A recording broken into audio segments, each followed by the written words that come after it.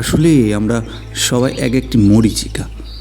দূর থেকে দেখে মনে হয় জীবন্ত, মনে হয় এক ঝাঁ চকচকে জীবনের অধিকারী আমরা, কিন্তু বাস্তবে সবটাই শূন্য। মনের এক একটা চিলেকোঠা ক্ষততে পূর্ণ রয়েছে, তবুও খুব আশ্চর্য রকমভাবে সব জেনেও আমরা নিজেদের থেকেই চোখ ফিরিয়ে নিই। লোক দেখানোর নেশায় বুঁদ হয়ে যায় আর ভুলে যাই নিজেদের অস্তিত্বের কথা।